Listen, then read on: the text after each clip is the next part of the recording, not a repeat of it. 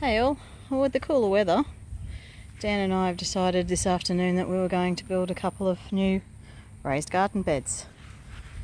Now the materials that these are made out of were the original fence on the property when I first moved in. So they've been stacked up behind the big shed for over 4 years now. And as you can see, the paint's coming off and it's a bit but realistically there's nothing really wrong with the metal. So we have screwed them together. There will be some wire running from the centre here across to give it a bit more stability, although they are pretty strong, but this will stop it from bowing out.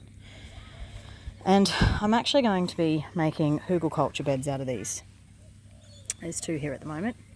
And yes, that's getting ready to be put into the Hugelkultur bed.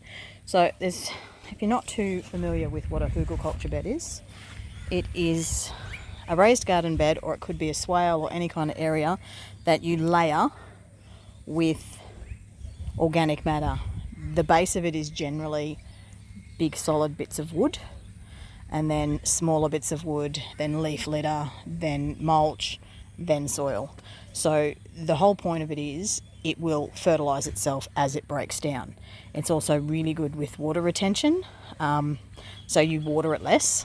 And yeah, it's the gift that keeps on giving, really, with having the wood down the bottom.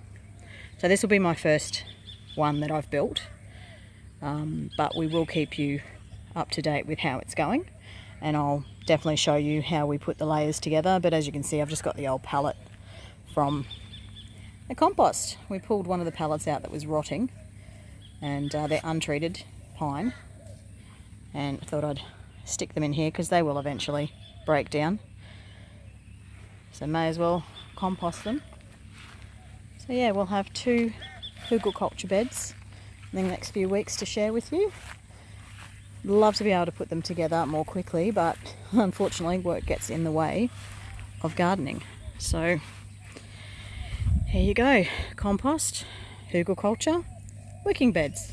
And we will have more wicking beds sooner than later to fill up this spot as well. I've got 4 IBCs that I still have to, well, I won't be doing it, Dan will be chopping in half and we'll be prepping them and putting them up here. So lots of things to do, very little time to do it, but we will try. Have a great week, everybody.